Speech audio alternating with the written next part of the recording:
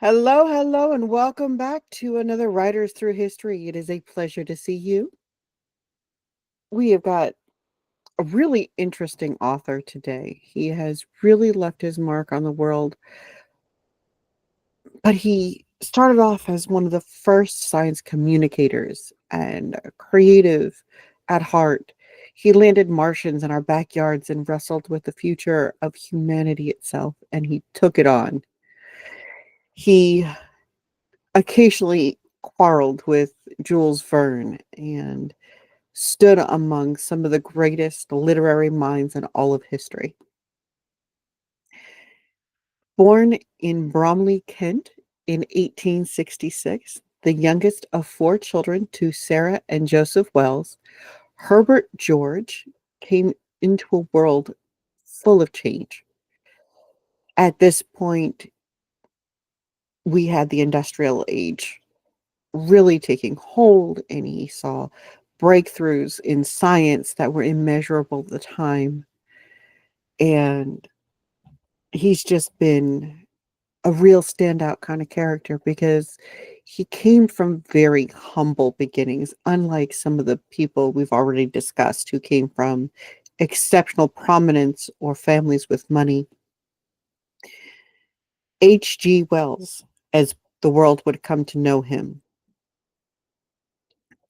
really knows the meaning of financial anxiety and class changes and differences. He allowed these things to impact and affect the creativity that he expressed.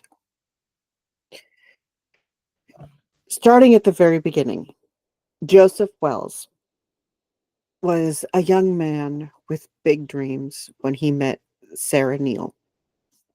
He was the son of a gardener and got a job on the Upark estate as a gardener himself, but his true passion was cricket.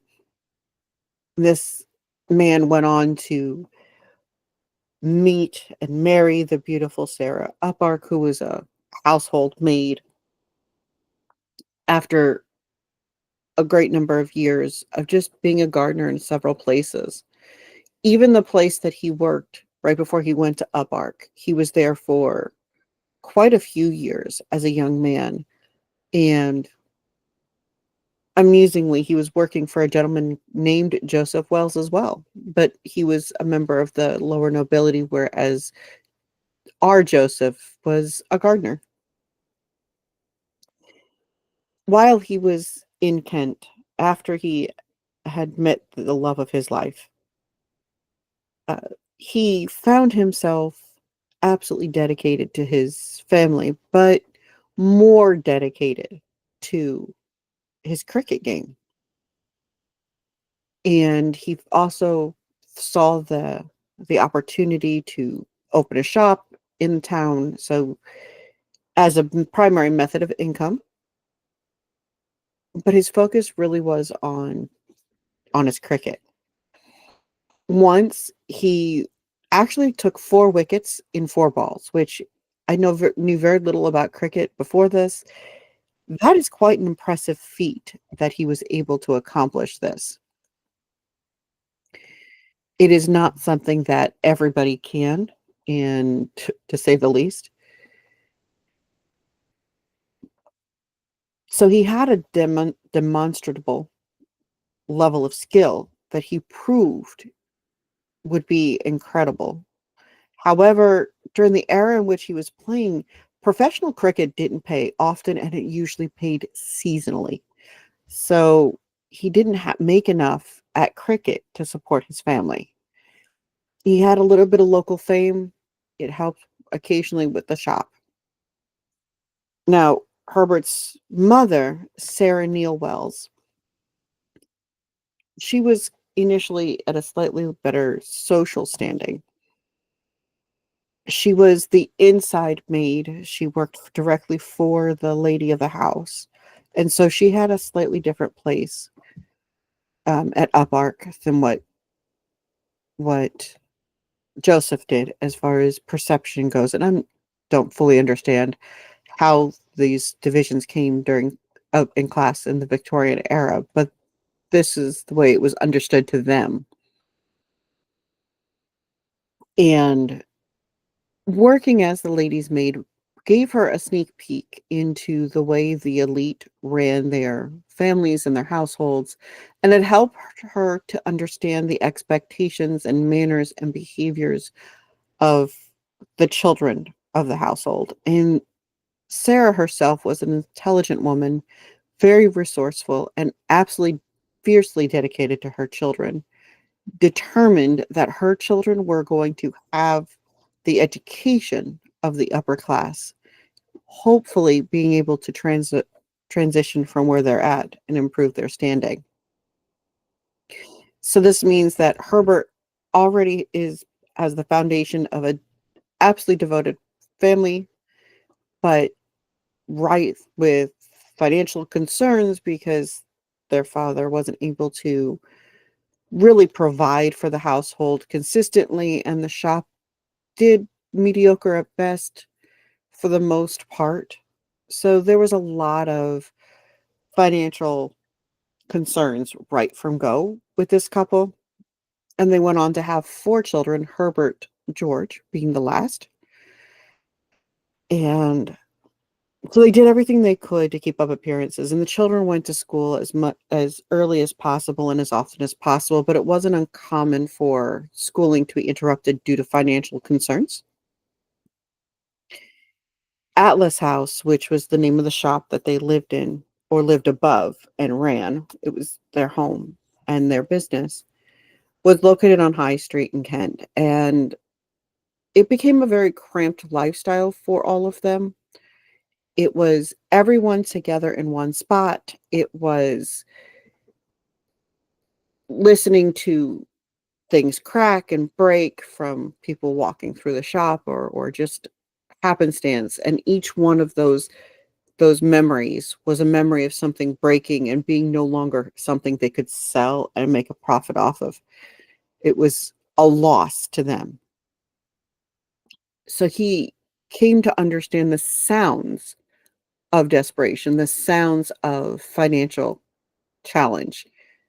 And it got deeply ingrained in him that he wanted to be able to see things change.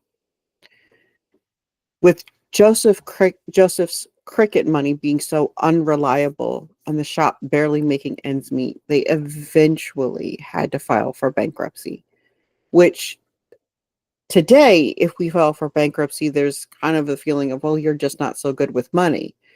But at the time that they filed, it came with a significant stigma as well. And so they already had this working class stature. They had this work already paying bills one bit of money to the next, kind of the paycheck to paycheck mentality. And eventually they also had this overwhelming stigma of having to file for bankruptcy. Now, this financial disaster provided a whole nother problem for this family. They needed to find a new way to support the family and take care of them. They still had two that couldn't apprentice out, Herbert and his brother Frederick. Uh, they usually called him Frank. The older two, though, they either got an apprenticeship or they went to stay with family after the bankruptcy, which divided the household significantly. Additionally, it was Sarah who went out and got a job, and she went back to Upper, and she became a head maid in the lady's household once again. She was already established as someone that could be trustworthy, and so she was able to reside there and send some money back to her husband so he could take care of the children. And this fracture created a great deal of problems for the family, obviously, as you would expect for two young children who were not really ready to be separated from everyone they knew and loved. There was a constant shame that hung over their head. There was the feelings of inequality that was reinforced when he visited Uppark to see his mother and when they spent time with her there. And it just really gave him this unique perception of the class divide at the time. And when he identified how massive that gap really was, it kind of fueled the way he looked at the world, and it changed his perspective. Then when he was about 8 years old, something significant happened. You could argue that this was one of the most pivotal breaks in all of literary history. I can honestly say it was certainly something that changed the course of Herbert's life. A young man from nearby came over to check on the littler boys, probably a young teenager, just playing around with the littler people, and he threw Herbert up in the air and did not execute the catch very well. Herbert came down and broke his leg. This forced him to be solitary for quite a bit of time. It was during this time that his father then began going to the market and to the library, and they would rotate out books for the young man persistently. And this cultivated his love of reading. And so as he entered education on a more consistent basis after this, he already had this, let me suck in the reading. It didn't matter what they brought him. It was a fantastical book of the past or a story from the magazines or just anything he could get his hands on. It was just the tiny little push this young man needed to ignite the flame of creativity, to feed the way his soul would eventually drift, the where he yearned to be. And so being physically stuck to heal as he was flourishing in his education was one of the greatest inciting things that could have happened for this man. He went to Thomas Morley's Commercial Academy initially. This school was his first long-term private school. It allowed him to be trained for the future arts, at that time apprenticeships, and moving into factory work or regular routine things that were common among the working class. Unfortunately, as I said, his education had been interrupted. So by the time he was 14, he was faced with the need to become an apprentice himself. His family connections put him in touch with a draper. He started to apprentice there, and it was the humdrum, dullest, worst thing experience in his life. He spent the first few little bit of time just getting used to the routine, which was things like getting out of bed at 7:30, and then he would get immediately into let's go clean the shop, and then we have to get dressed, and then we have to do dinner, and like or breakfast, and every little thing until dinner was planned for him, and it was repetitive and it was humdrum. But then on the weekends, he got to go to his uncle's house, who was nearby the draper, and spending some time with his uncle on the weekend really gave him this feeling of freedom. And then on top of that, he had two cousins, one of which was named Isabel, who would later, they would become much closer in time. But these weekend trips were just huge for him because these were his freedom. These were his introduction to awesomeness as far as he was concerned, and to being important. And not only that, but to not having to live this very humdrum, boring, dull existence that he felt every day during the week. And the impact this had on him just reinforced his frustration with the repetitive nature of the back and forth every single day at the draper's place or as an apprentice. So partway through his apprenticeship, he had a little bit of a disagreement with another apprentice, and the disagreement became physical, and Herbert got let go because you're not actually supposed to clock your apprentices or the other apprentices, and that's what he did. This eventually brought him back to his uncle, where he stayed for a time, and his uncle put him in contact with uh, someone with at the Midhurst Grammar School, where he got to teach the younger and still learn. So it was kind of a student pupil arrangement, kind of getting to paid to teach, and then that paid to teach gave him his education. And it was here that somebody noticed exactly how smart Herbert really was.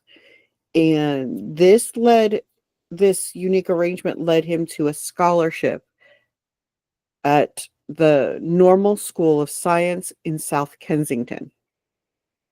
Today, it is part of the Imperial College of London. But at the time, this scholarship gave him his first taste of, I don't have to do all the things. He earned £1 a week in addition to his education being paid for, which was enough for him to continue his studies from 1884 to 1887 without having to juggle a job. He was able to really focus on what he was learning, to flourish under the tutelage of his professors, and for him to really see life become what it should be. At the normal school, Wells studied under Thomas Henry Huxley, kind of known as Darwin's bulldog. He was an evolutionist and a very passionate one. But end, to that end, he taught Herbert the structure of the scientific method, which went on to influence how Herbert looked at the world around him and answered the questions, what if? He was absolutely dedicated at this point to learning more about biology, learning more about evolution, learning more about how he can apply that to the classroom subjects, how he can apply that to the real world. And eventually, for Herbert, this moved on to human society itself. Without getting his degree, because money was still tight, he found that his passion was starting to shift from just reading and learning and studying scientific things to writing and communicating these scientific things. And that scientific education gave him everything he needed to make the writing flourish. He continued to study as he could, but he also took on some more teaching jobs. And eventually he took on a job with the Holt Academy in Wales. All of this time writing scientific papers, reflecting on things that he had learned and making it understandable to the general public that might read it or the magazines he was writing for. And then you can kind of say history forced a new change for Wells, because in 1887 he took his students out to play football, and he was playing with them, soccer if you're in the United States. One of those students eventually collided with his kidney and crushed it. This was very serious for the time, and this meant that with the internal bleeding and other injuries that the doctors could not get to without possibly complicating stuff, he was forced back into bed. He was forced to sit still. Except unlike in his childhood where he was reading books and writing parodies and satire and what we might today call fan fiction of comic strips from the different magazines, this time he was writing his own stuff. And he was reflecting on a variety of the things going on around him and the world around him as he knew it. And this was very, very hard on him. While he's at the Holt Academy, he had gotten married to his cousin Isabel that we mentioned a little bit earlier. And this really left a toll on her, because while he was sitting here writing and confined, income still had to come in from somewhere. And she had to pick up some positions, and she had to put herself out there to do that. And that was very difficult for her because she also came home and then had to take care of Herbert, who really couldn't get out of bed anyway. But on top of that, the cooking and the cleaning and the everything else. And this began to grate on their marriage, which was already relatively young at the time. So by the 1887, we have a relatively new husband injured, a teacher who is flourishing in his personal career, but not his personal life.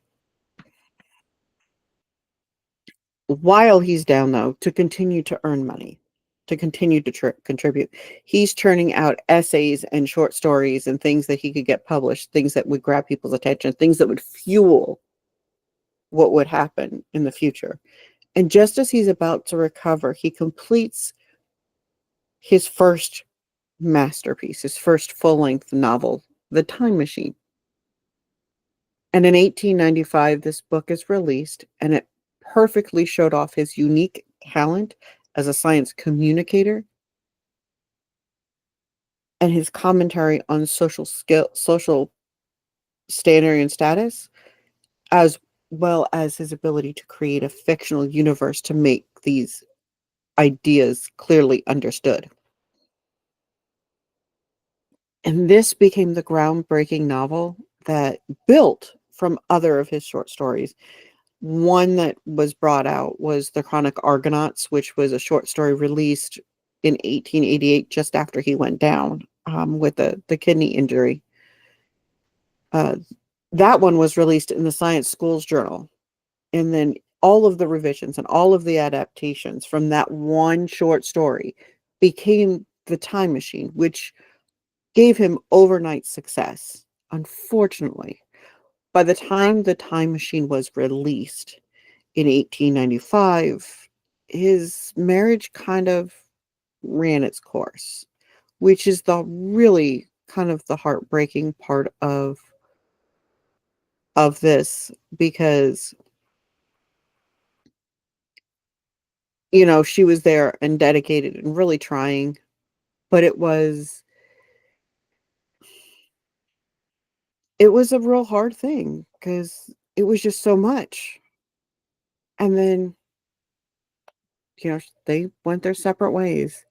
So he had all this great success, but he didn't have someone to celebrate that with at that time.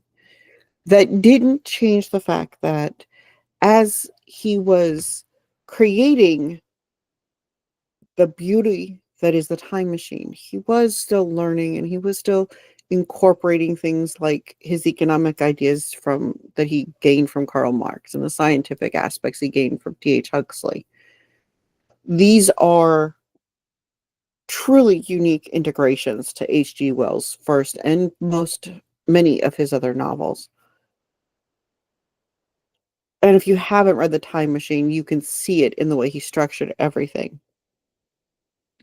The immediate enthusiastic reception of this book, the Saturday Review praised it as a work of remarkable power and imagination.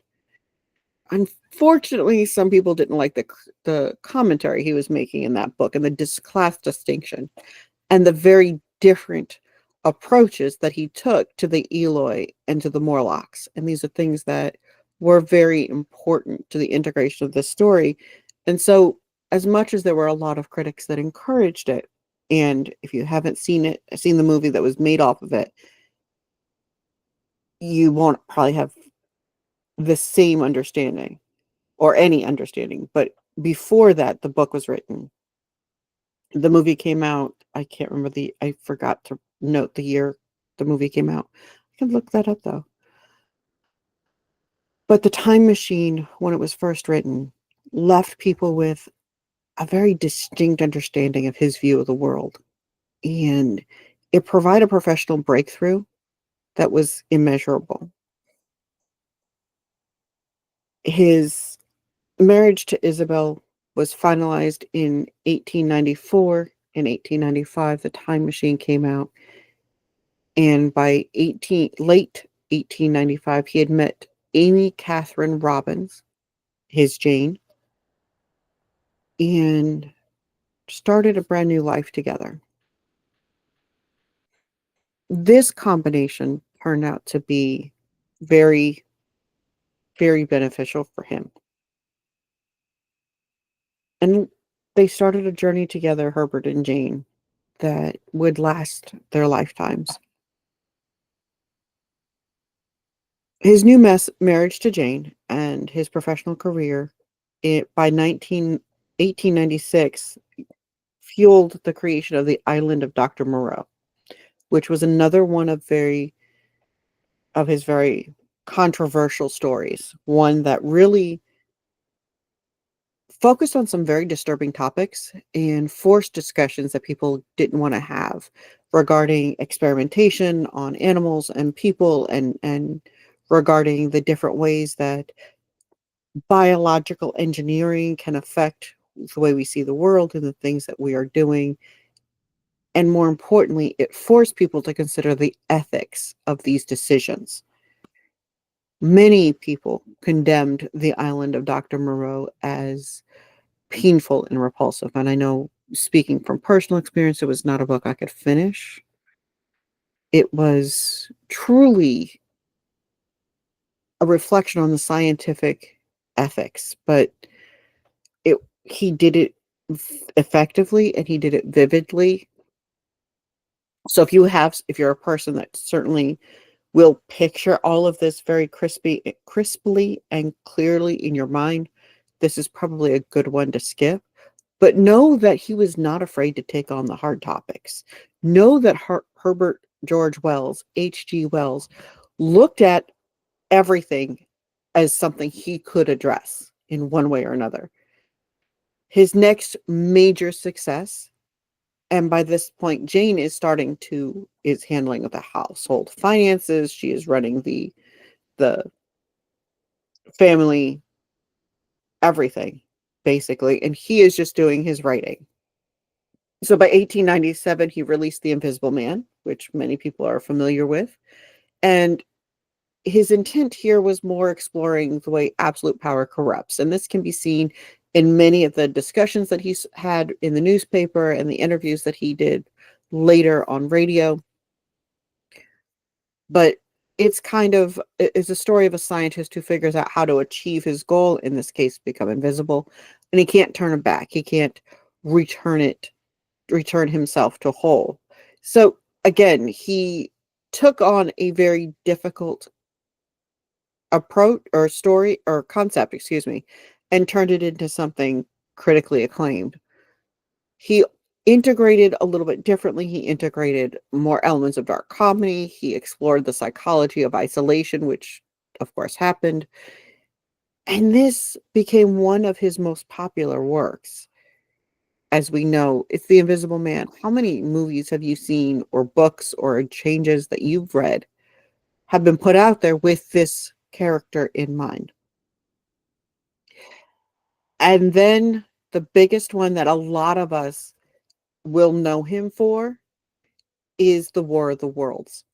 This one was published in 1898. He had he and Jane had become parents, and he took on the way we see the world around us. He brought characters from outer space, Mars specifically, and landed them in rural London, rural England. According to some of the interviews that he's done, this was kind of spawned out of a discussion he had with his brother Frank.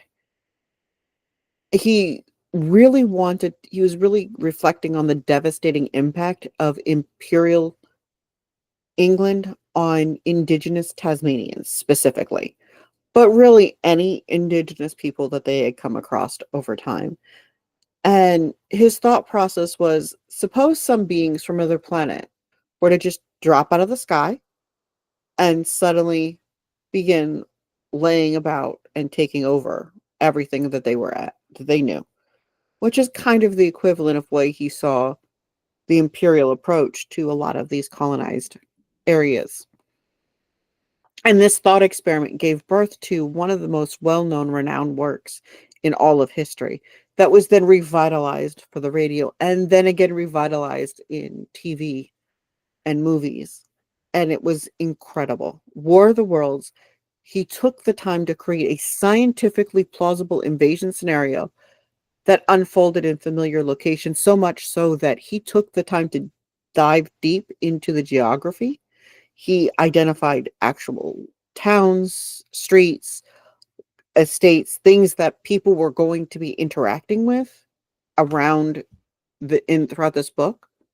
And he really wanted to mix in a lot of what people could relate to so that the science that he was using to extrapolate the way this would happen would also be relatable to the reader. We know that 40 years later in 1938, so it came out in 1898, in 1938, Orson Welles adapted this story to the United States and created a radio adaptation that actually terrified people because they would tune in later, miss some of the cues that this was based on H.G. Wells's War of the Worlds, but it further reshaped the way we saw the literature. So all of the work, bearing in mind that he did not publish just these books. He wrote articles while he's doing this. He's producing scientific papers while he's doing these books.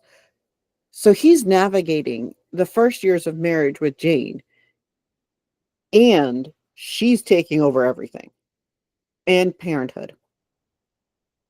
And we are dealing with a man who really dedicated himself to his profession while trying very hard to care about his family as well. However, bear in mind that he had a very different perspective on family. We know that he had a dedicated to his wife, but not to his wife alone. H.G. Wells was known for really having a different kind of perspective on the way he saw people and the way he saw what marriage should be. And to him, he believed firmly in free love. He believed in women's rights. He believed in independence. He believed that nobody should have been restricted by class and expectation, and that included him. Herbert Wells went on to have several children with his wife. I believe they had three, but it wasn't just his wife. He went on to have uh, relationships with some notable authors and fellow individuals that really kind of cultivated writing of the time.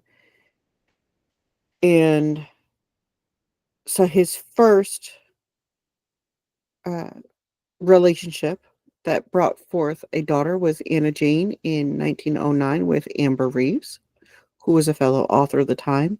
Rebecca West in 1913 brought or gave birth to Anthony West in 1914, and Elizabeth von Arnim, among others, were also very well-known relationships outside of his wife, Jane, who they absolutely loved each other and they were very close. And she ran their family and they were just absolutely a pairing that understood each other. And that's incredible. Now, just to give you some more stories that are or are H.G. Wells, quick note. Orson Welles, who readapted his book for uh, for the radio, was not related and spelled differently. I will be linking a fun tandem conversation that they had together in the description here. But to put that aside for a moment, we know he went on to write um, Love and Mr. Lewishman, Kipps, and Tonal Burgundy, each of which had their own way of doing things, and each of which, or several of which, also followed the same serial release format that the Many of his other stories have, but most specifically War of the Worlds. War of the Worlds, the other fun tidbit that I forgot to mention that I absolutely adore is that War of the Worlds got to such popularity in the magazine as each section was released that people were taking bets and guesses about what was going to happen next, and it became a really engaged aspect of that magazine. So I kind of really find that fascinating that we have been engaging with content and stories for so long that it's just a natural progression to get to where we are today.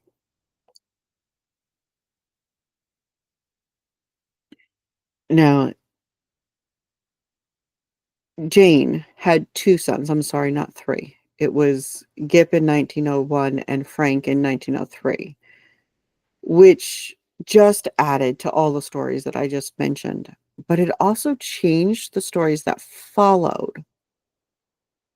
His first real written as part of fatherhood story, the new Machiavelli, became kind of a commentary on his own life and how he chose to live it, and how he had so many children to so many different people that he was a pretty engaged father for, and how he absolutely loved his wife and absolutely loved his sons. He was absolutely open to whoever free love wanted to be with and drew him there.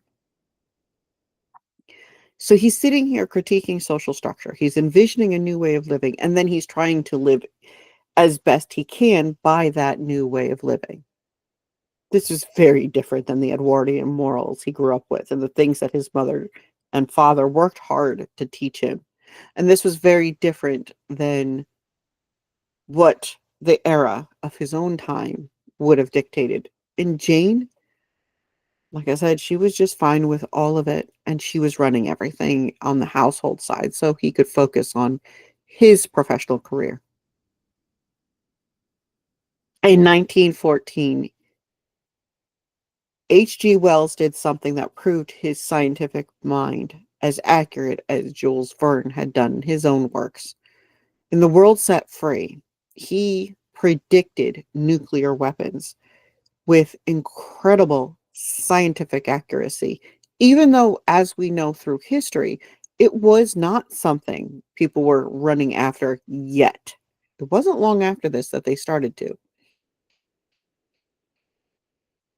And so, as he continued to develop this concept, a physicist, Leo Szilard, I'm sure I just pronounced that wrong, uh, credited Wells as helping him conceive of nuclear chain reactions because that's how specific his science was. And that's not something that every author is able to confidently say, but H.G. Wells, Jules Verne, and these fathers of science fiction went about this with science in mind, which is such a beautiful way of writing, and really constructed fantastic concepts that we know eventually came to pass, such as Jules Verne predicting that the best place to launch a ship to the moon was from Florida, years before NASA even was conceived of, let alone made it happen. In Men Like Gods in 1923 and The Shape That Come, Wells really took on the challenge of creating a utopia and what it would look like, mapping out possibilities in his mind, keeping his thoughts around his philosophies and his ideals, and really just developing what could become from what he understood of things. And then The Shape of Things to Come became a movie in 1936, where Wells personally wrote the screenplay. This was so important to him once this became a possibility because it began with a scientific concept. And It began with a reflection, excuse me, not a scientific concept, I'm sorry, a scientific reflection on human existence. And he developed it out into this potential utopic concept. And then the shape of things to come was a different way of seeing the world. He conceived of each of the different things that came up in a logical, mythological method so that he could critique the ideas that would bring life from where he saw struggles to where he saw answers. And that didn't matter what it was that he wrote. One of the things that really stood out with his writing was his ability to take this scientific method and to write gripping stories despite having such a logical flow of brain of thinking.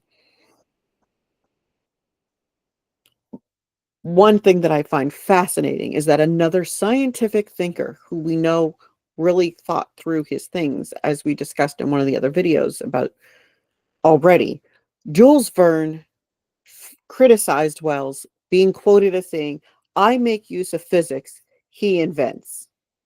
As in,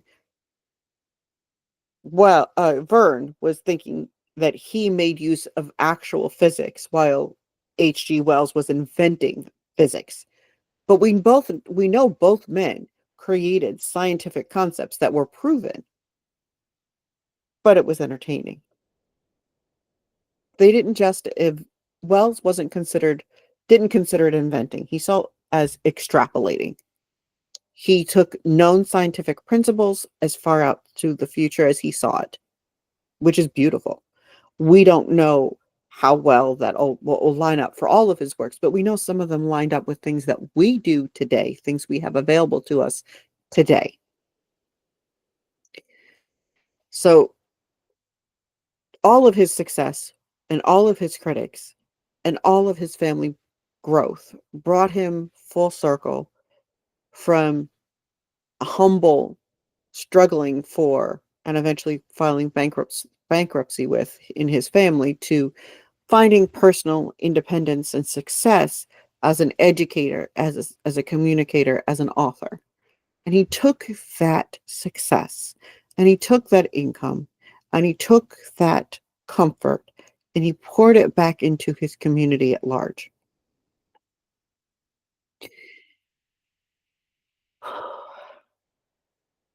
He was diagnosed with diabetes shortly before he lost his wife Jane to cancer in 1927. And around the same time, he obviously began grieving, but he decided not to sit still. This is when he created or co-founded, excuse me, the Diabetic Association, which is now Diabetes UK. And that was he began that track in right around 1927, and it came to fruition in 1934. Right about the same time he personally was confirmed to have also had diabetes. He knew that he didn't want things to stay the same, and the only way he was going to get the answers was to fund the research, and so he did. This organization continues to revolutionize support for diabetics and continues the vital work to this day. So we know that H.G. Wells really did not see the answer as something short term. He knew what he was doing when he began that effort. Around the same period of time, he was working on The Science of Life and The Outline of History, both of which are science communicating textbooks that he explored history with and he explored science with and used it in a manner that was applicable to the world around him, teaching his students everything in the most logical, clear, concise manner he possibly could. But he did this with other authors like Julian Huxley and G.P. Wells. And they really took a place where they began positioning these books to democratize knowledge in a way that books weren't really, educational books really weren't available prior. They brought scientific and historical understanding to the general population, which was not the original goal. The original goal for a lot of these books at that time was to bring it to the educated masses, to bring it to those who made it to all of whatever educational situations they had available. But theirs, when they sat down to write the science of life and the outline of history, their goal was to bring it to the everyday person. And they did that with more than 2 million copies sold very quickly, despite it dealing with some very complex historical and scientific concepts. Every the everyday person was able to begin to grasp these. And this was an extension of his concept of global governance and his concept of this is what we do for everyone and not just for this little group. He wrote the World State and he drafted the Declaration of the Rights of Man, both of which were in support of and predated the concept of the UN Declaration of Human Rights. These were something where he was quite passionately dedicated to and maintained conversations with world leaders like Franklin Delano Roosevelt, Winston Churchill, Joseph Stalin, desperately attempting to influence these political giants into creating a global policy that would encompass the entire world. And in 1940, his publication, The Rights of Man, argued for universal rights decades before it became recognized as international law. He made his excitement and zeal for the topic known to everybody. He did not hold back. And his role as a public intellectual, was able to also establish PEN. For those who don't know, PEN International continues to this day to defend the freedom of writers worldwide. It has a particular place with reporters, but not exclusively to help them. It is an international writers organization, and he served as the president from 1933 to 1936. His advocacy for free speech and intellectual freedom became more vocal as totalitarian regimes rose all over Europe. And so he saw this as a problem that he needed to continue to be active in. He needed to continue to share his personal philosophies, his political views, his opinions on all of these things. And all of these passions really brought so many heartfelt things out into the public that got support from the public because he was this intellectual giant, but he was very humble because he understood where he came from.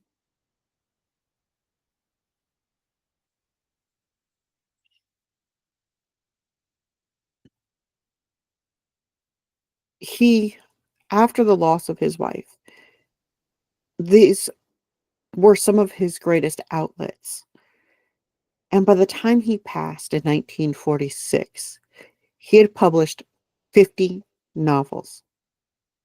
He had published dozens upon dozens upon dozens of nonfiction covering topics from biology to political theory to world history to scientific concepts. He dedicated himself through everything he did. He lived through the turn of the century. He survived 2 world wars, and he saw the horror of the technology that he conceived of and where it could have gone and where it could go.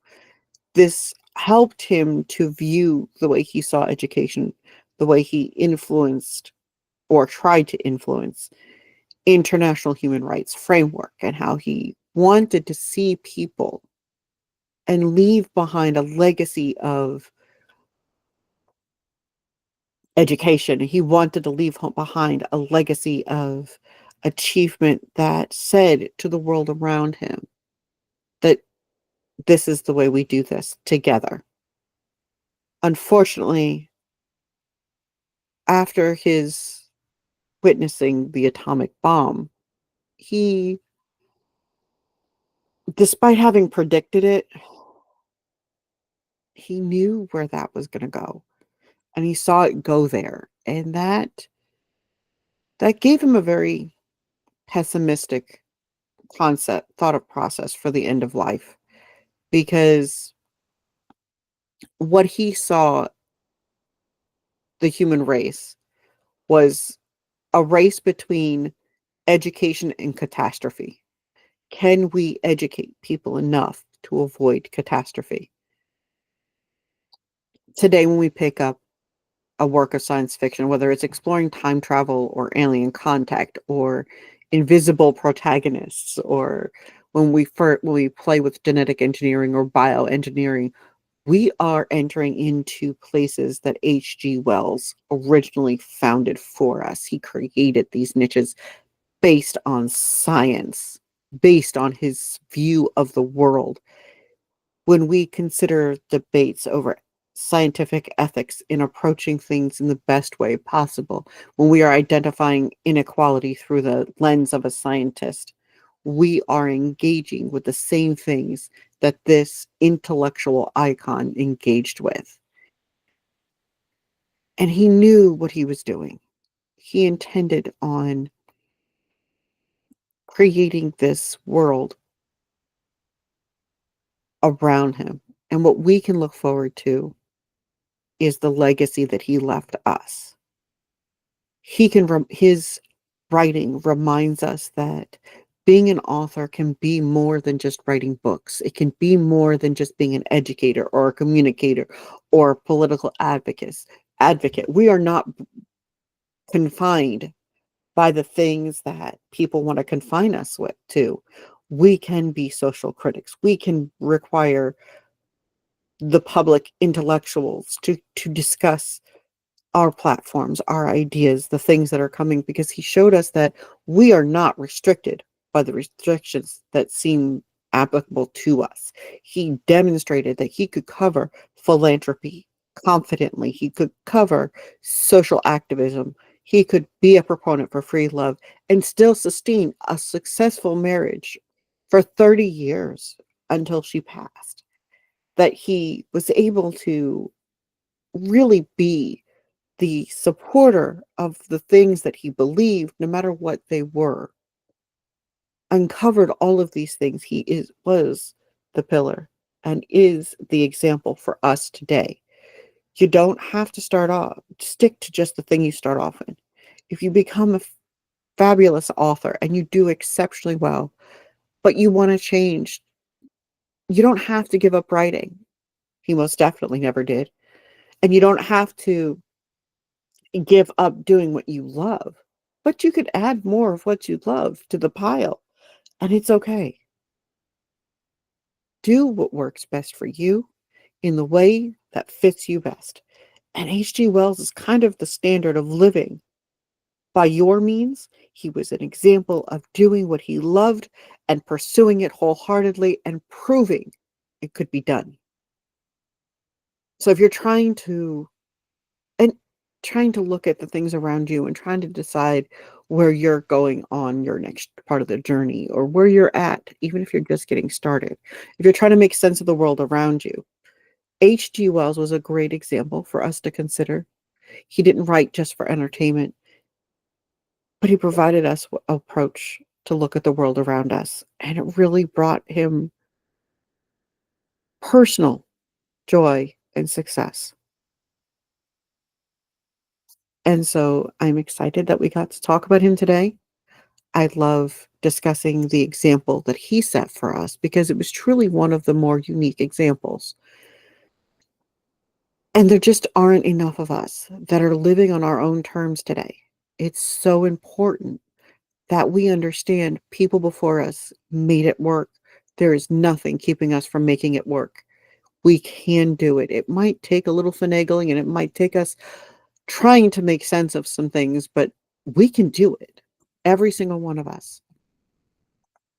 And, for a man to have put out 50 books in an era where he was handwriting these books and hand typing these books, the man wasn't typing at 150 words per minute like some of us can, but he was persistent, he was dedicated, and he passionately pursued whatever came his way that drew him in.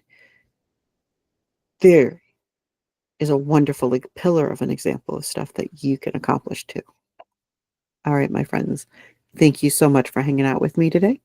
Thank you for keeping me company through this absolutely wonderful journey. I love you guys, and I will see you in the next Writers Through History.